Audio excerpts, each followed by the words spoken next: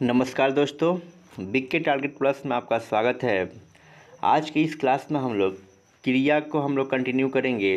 क्रिया जो है हिंदी व्याकरण का एक महत्वपूर्ण चैप्टर है और आपको हम बता दें क्रिया से जो है हम 45 प्लस क्वेश्चन जो है हम आपको पार्ट 1 में बता चुके हैं और यहाँ पर हम लोग पार्ट 2 से हम लोग क्वेश्चन करने वाले हैं। पार्ट 2 से भी हम लोग देखेंगे प्रीवियस क्वेश्चंस को रखा गया है जो आपके एग्ज़ाम्स के लिए रामबाण साबित होने वाला है। चाहे आप जो हैं यूपी टेट की तैयारी कर रहे हो, सी टेट की तैयारी कर रहे हो, टीजीटी की तैयारी कर रहे हो, पीजीटी की तैयारी कर रहे हो या बिहार कांस्टेबल का तैयारी कर रहे हो, यहाँ से जो है 2 से 3 प्रश्न जो है आपके एग्ज़ाम्स के लिए बहुत ही इम्पोर्टेंट हो जाता है। तो आप इस क्लास में लास्ट तक बने रहेंगे। तो चलिए हम लोग शुरू करते हैं। पार्ट 2 के प्रश्नों को हम लोग देखते हैं। चलिए ध्यान दीजिएगा, क्वेश्चन नंबर जो है 48 नंबर देख लीजिए। 48 नंबर क्वेश्चन कह रहा है, जो क्रिया क्रम का बोध नहीं कराती है उसे कहते हैं। जो क्रिया क्रम का बोध नहीं कराती है यानी कि जिस वाक्य में क्रम जो है नहीं दिया रहता है उसे हम लोग क्या कहते हैं। तो ध्यान दीजिएगा, उससे हम लोग बोलते हैं अकर्मक क्रिया। क्या बोलेंगे? अकर्मक क्रिया जो होगा आपका राइट आंसर होगा। अकर्मक क्रिया में क्या होता है कि इसके साथ जो है क्रम नहीं दिया रहता है, तो क्या होता है कि वहाँ पर अकर्मक क्रिया होता है। अब ध्यान दीजिएगा, थोड़ा सा समझने वाली बात है। प्रेरणार्थक क्रिया हम आपको बताए थे कि जब कोई कर्ता जो है स्वयं कार्य न करके दूसरे से आप काम करवाता है तो वहाँ पर क्या होती है? प्रेरणार्थक क्रिया होती है। और सकर्मक क्रिया में क्या होता है कि आपको क्रिया के साथ जो है क्या मिलेगा? आपको क्रम मिलेगा।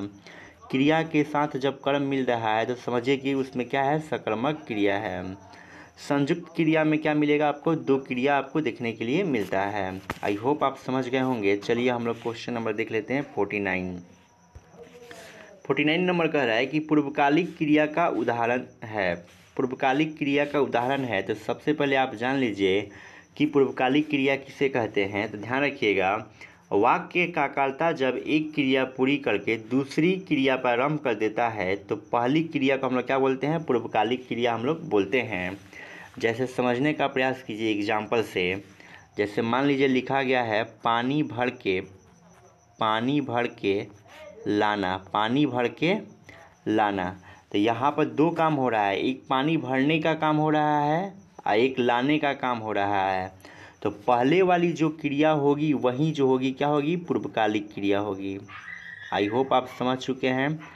चलिए यहाँ पर देखते हैं हम लोग क्वेश्चन से क्या आंसर होने वाला है। निशिये पानी पीकर दौड़ते चला गया। निशिये पानी पीकर दौड़ते चला गया, तो इसमें 2 क्रिया है, दौड़ कर चला गया और पानी पीकर। तो यहाँ जो है पानी पीकर क्या है? आपका पूर्वकालिक क्रिया है। तो यही ऑप्शन नंबर ए क्या हो जाएगा? आपका राइट आंसर हो जाएगा। आई होप आप समझ चुके होंगे। चलिए हम लोग अगला क्वेश्चन देख लेते हैं। देखिएगा क्वेश्चन नंबर जो है 50 नंबर देख लीजिए। 50 नंबर कह रहा है क्रिया की व्युत्पत्ति होती है। क्रिया की व्युत्पत्ति का मतलब रचना। क्रिया की जो रचना होती है किससे होती है? तो क्रिया की रचना जो होगी हमेशा धातु से होती है। किससे होती है? धातु से होती है। तो 50 का ऑप्शन नंबर ए क्या हो जाएगा? राइट आंसर हो जाएगा। क्रिया का निर्माण किससे होगा? तो धातु से होगा। अगर आपसे कहा जाए कि हिंदी व्याकरण में सर्वनाम के कुल कितने भेद होते हैं तो याद रखिएगा सर्वनाम के कुल 5 भेद होते हैं। यदि आपसे कहा जाए कि हिंदी व्याकरण में सर्वनाम के कितने भेद होते हैं तो सर्वनाम के जो हैं 6 भेद होते हैं। संज्ञा के पूछा जाए कितने भेद होते हैं तो 5 याद रखिएगा। कहा जाए कि विशेषण के कितने भेद होते हैं तो याद रखिएगा विशेषण के 4 भेद होते हैं। तो इतना चीज़ आपको क्या करना है? ध्यान रखना है। चलिए अगला क्वेश्चन हम देखते हैं। क्वेश्चन नंबर 51 कह रहा है 51 नंबर, मुख्य क्रिया के अर्थ को स्पष्ट करने वाली क्रिया होती है। मुख्य क्रिया के अर्थ को स्पष्ट करने वाली क्रिया होती है। सहायक क्रिया होती है कि प्रेरणार्थक क्रिया है कि नाम बोधक क्रिया है कि नाम धातु क्रिया है? तो ध्यान दीजिएगा, इसका राइट आंसर हो जाएगा ऑप्शन नंबर ए, सहायक क्रिया। यानी कि मुख्य क्रिया के अर्थ को स्पष्ट करने वाली क्रिया कौन सी होती है? सहायक क्रिया होती है। आप जो है थोड़ा सा समझने का प्रयास करेंगे। नाम धातु क्रिया क्या होती है इसको आप समझ लीजिए ताकि परेशानी नहीं हो। नाम धातु क्रिया का मतलब ये होता है कि संज्ञा या विशेषण से जो क्रिया बनाई जाती है, संज्ञा या विशेषण से जो क्रिया बनाई जाती है उससे हम लोग क्या बोलते हैं, नाम धातु हम लोग क्रिया बोलते हैं। प्रेरणार्थक क्रिया में क्या होता है कि कर्ता स्वयं कार्य नहीं करता है, वो कार्य जो है दूसरे किसी से करवाता है, तो वहाँ पर प्रेरणार्थक क्रिया हो जाएगा। आई होप आप समझ गए होंगे। चलिए अगला क्वेश्चन हम लोग देखते हैं। क्वेश्चन नंबर 52 कह रहा है निम्नलिखित में से किस वाक्य में सकर्मक क्रिया है। सकर्मक का मतलब कि वाक्य में क्रिया के साथ क्या मिलना चाहिए, क्रम मिलना चाहिए। तो देखिएगा, राम दौड़ा, इसमें क्रम है क्या, नहीं है। मैं रुक गया, यहाँ पर भी नहीं है। उसने कार बेच दी, तो देखिए कार जो है क्या है आपका, क्रम है, तो यही ऑप्शन नंबर सी जो होगा राइट आंसर होगा। इसमें क्या है, सकर्मक क्रिया है। सकर्मक क्रिया का मतलब क्या होता है, फिर से आप समझ लीजिए। सकर्मक क्रिया का मतलब होता है कि क्रिया के साथ क्या आना चाहिए जी, क्रिया के साथ क्या आना चाहिए, क्रम आ रहा है, तो बोलेंगे कि उस वाक्य में क्या है, सकर्मक क्रिया है।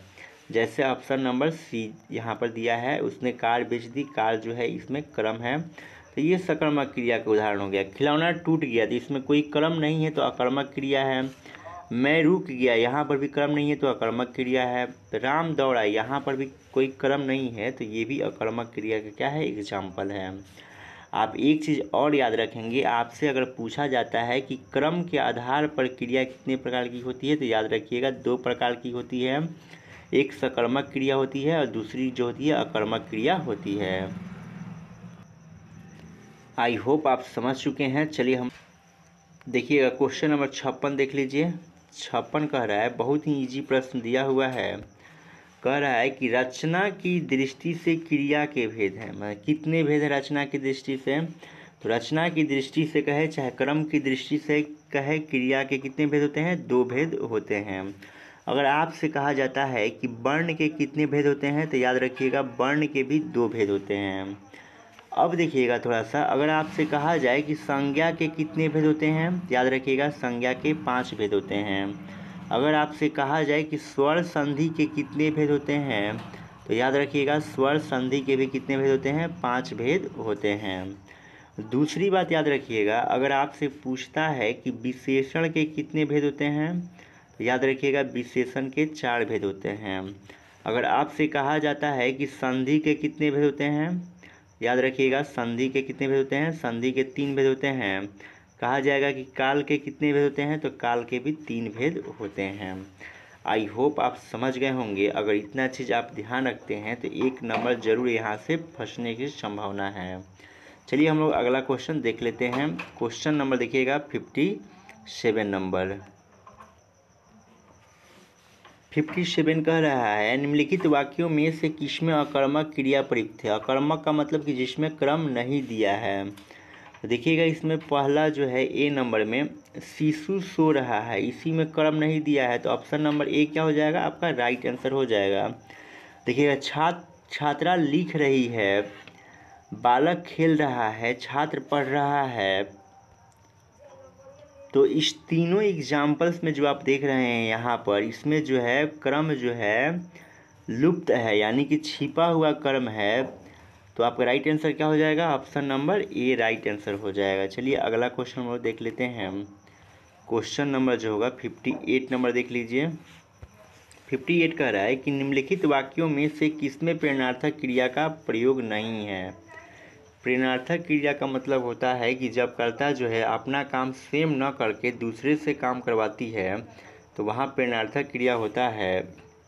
तो चलिए आपको प्रेरणार्थक क्रिया किस का प्रयोग किस में नहीं हुआ है, वहीं आपका आंसर होगा। पिता उसे पढ़ाते हैं, इसी में नहीं हुआ है, तो यही हो जाएगा। ऑप्शन नंबर ए क्या हो जाएगा, राइट आंसर हो जाएगा। अब देखिएगा, राम नहीं पढ़ता है, राम नहीं पढ़ता है, अध्यापक परिश्रम कराते हैं, अध्यापक परिश्रम कराते हैं। तो ध्यान रखिएगा ये इसमें जो है क्या है, प्रेरणार्थक क्रिया है, तो ये तो होगा नहीं। वे अध्यापक से पढ़वाते हैं, तो इसमें भी क्या है, प्रेरणार्थक क्रिया है, तो इसमें भी क्या होगा, नहीं होगा। अब देखिएगा यहाँ देखिएगा राम नहीं पढ़ता है, तो इसी में जो है प्रेरणार्थक क्रिया नहीं है, तो ऑप्शन नंबर क्या हो जाएगा आपका बी सबसे सुटेबल आंसर जो होगा, ऑप्शन नंबर बी क्या होगा, राइट आंसर हो गया। पिता उसे पढ़ाते हैं, यानी कि वह जो है खुद नहीं पढ़ता है, पिता क्या कर रहे हैं, उसे पढ़ा रहे हैं। तो ये भी क्या है, आपका प्रेरणार्थक क्रिया का एग्जाम्पल है। तो पूछा है कि इसमें प्रेरणार्थक क्रिया का यूज नहीं हुआ है, प्रयोग नहीं है, तो आपका राइट आंसर ऑप्शन नंबर हो जाएगा बी नंबर, क्या हो जाएगा, सही हो जाएगा। राम नहीं पढ़ता है, ये वाला ऑप्शन क्या होगा, सही होगा। चलिए अगला क्वेश्चन वो देखते हैं। क्वेश्चन नंबर जो होगा आपका 59 नंबर। करें निम्न में प्रेरणार्थक क्रिया है, आपको प्रेरणार्थक क्रिया चुनना है। तो ध्यान दीजिएगा, इसमें जो है जगाना जो है क्या है, प्रेरणार्थक क्रिया है। चलिए अगला क्वेश्चन वो देखते हैं। 60 नंबर देख लेते हैं। क्रिया की रूपावली कितने प्रकार से चलती है, क्रिया की रूपावली कितने प्रकार से चलती है। तो क्रिया की रूपावली जो है 2 प्रकार से चलती है। और आप याद रखेंगे, पूछा जाए कि वर्ण के कितने भेद होते हैं, तो 2 होते हैं। कहे कि विशेषण के कितने भेद होते हैं, तो याद रखिएगा विशेषण के 4 भेद होते हैं। अगर आपसे यहाँ पर पूछा जाए कि संधि के कितने भेद होते हैं, तो याद रखिएगा संधि के 3 भेद होते हैं। कहा जाए कि काल के कितने भेद होते हैं, तो काल के भी 3 भेद होते हैं। अगर आपसे कहा जाए कि संज्ञा के कितने भेद होते हैं, तो याद रखिएगा संज्ञा के 5 भेद होते हैं। अगर कहा जाए कि स्वर संधि के कितने भेद होते हैं, तो याद रखिएगा स्वर संधि के भी 5 भेद होते हैं। आई होप आप समझ गए होंगे। अगर कहीं पर भी थोड़ा सा भी डाउट होता है तो आप कमेंट सेक्शन में ज़रूर कमेंट करके बताएंगे। चलिए हम लोग अगला क्वेश्चन देख लेते हैं। क्वेश्चन नंबर जो होगा 61 की तरफ बढ़ जाते हैं। देखिएगा क्वेश्चन नंबर 61 देख लीजिए।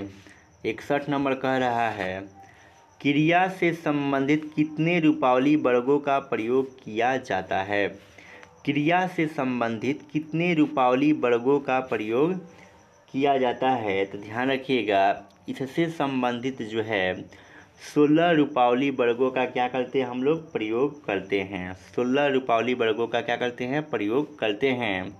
यदि आपसे पूछे कि हिंदी में कुल सर्वनाम की संख्या कितनी है, हिंदी में कुल सर्वनाम कितने हैं, याद रखिएगा हिंदी में कुल सर्वनाम की संख्या जो होती है 11 होती है।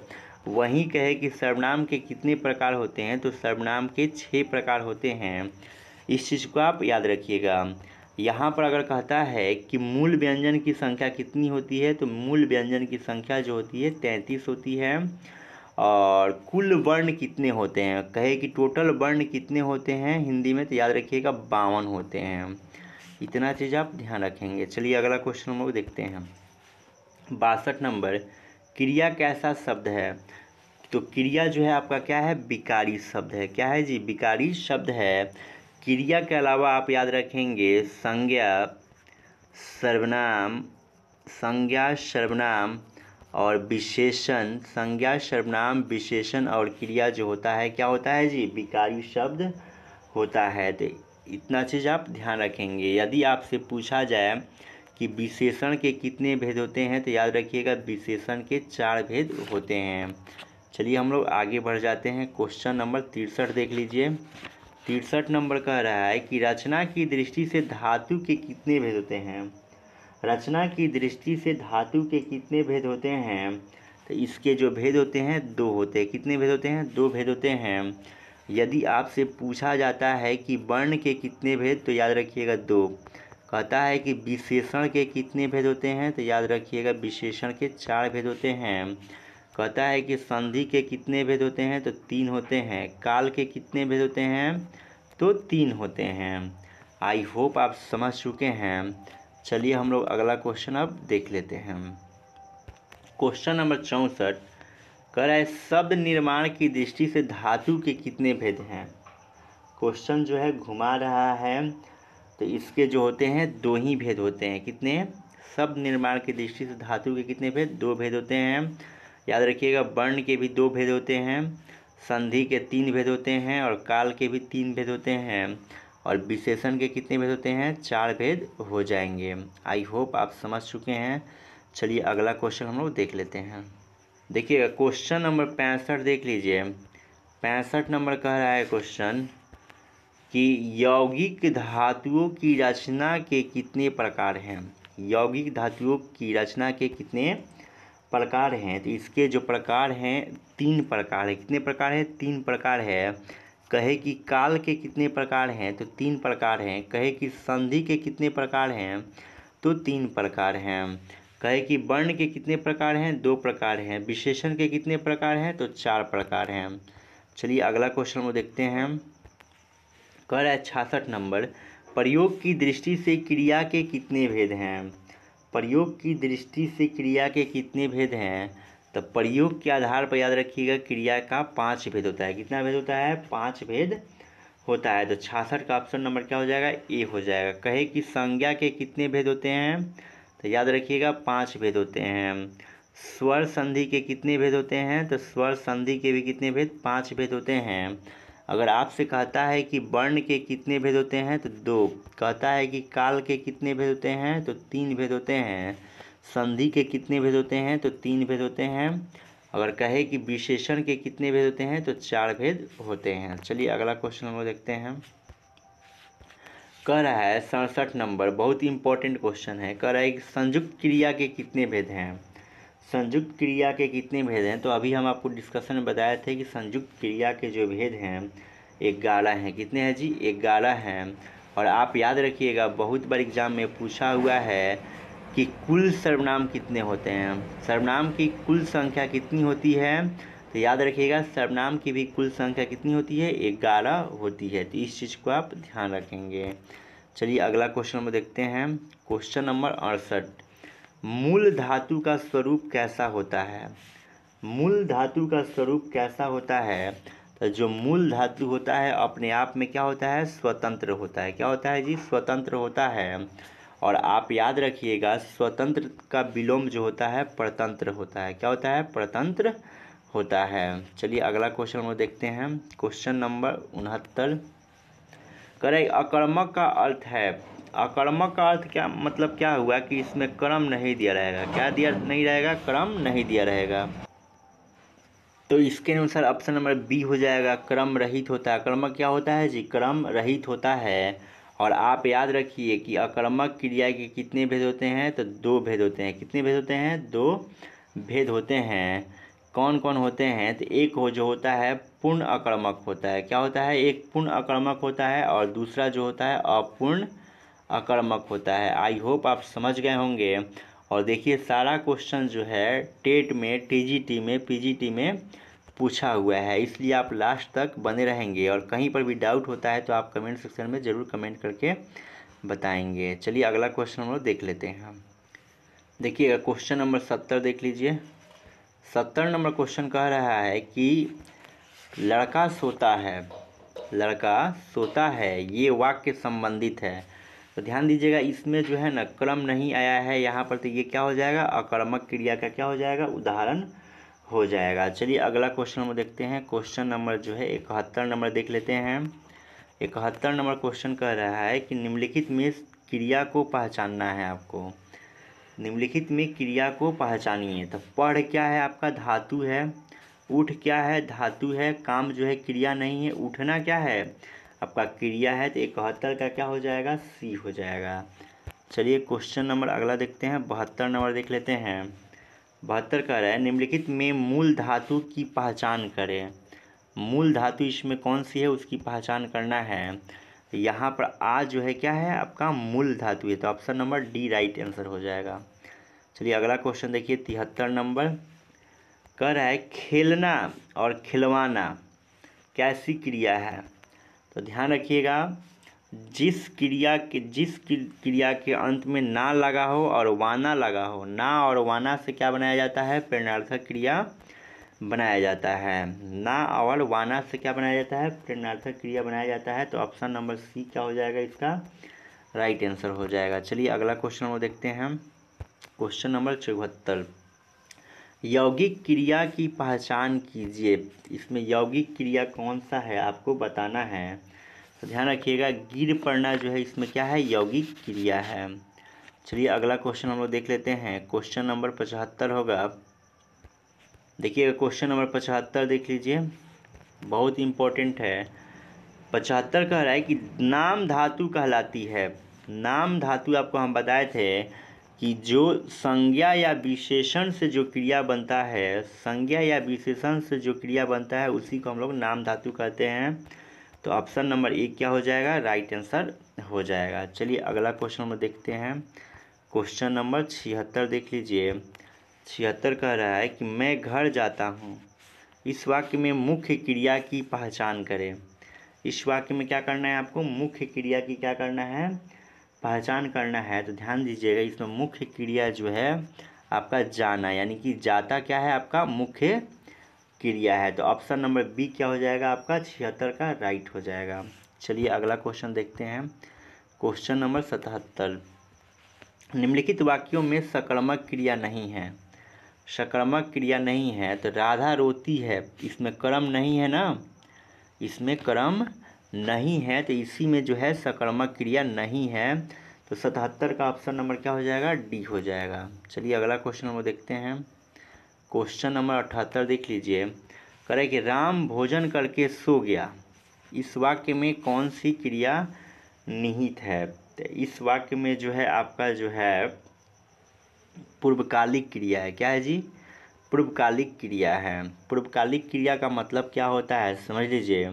वाक्य का कर्ता जब एक क्रिया पूरी करके दूसरी क्रिया प्रारंभ कर देता है तो पहली क्रिया को हम लोग क्या करते हैं, पूर्वकालिक क्रिया बोलते हैं। जैसे समझिए, राम भोजन करके सो गया, यानी कि एक क्रिया यहाँ पर हुआ है और दूसरी क्रिया भी हुआ है, तो पहली वाली क्रिया जो होती है वही तो पूर्वकालिक क्रिया होती है ना, तो इसमें क्या है, पूर्वकालिक क्रिया है। चलिए अगला क्वेश्चन देखते हैं। क्वेश्चन नंबर 79 हो जाएगा। देखिएगा क्वेश्चन नंबर 79 देख लीजिए। 79 कह रहा है कि वह जाने लगा। इस वाक्य में कौन सी क्रिया है, वह जाने लगा, इस वाक्य में कौन सी क्रिया है। तो ध्यान दीजिएगा, इसमें जो है आरंभ बोधक है, यानी कि काम जो है स्टार्ट हो गया है, जाने का काम स्टार्ट हो गया है, तो इसमें क्या है, आरंभ बोधक है। चलिए क्वेश्चन नंबर 80 हम लोग देखते हैं। कह रहा है राधा को पीट दो।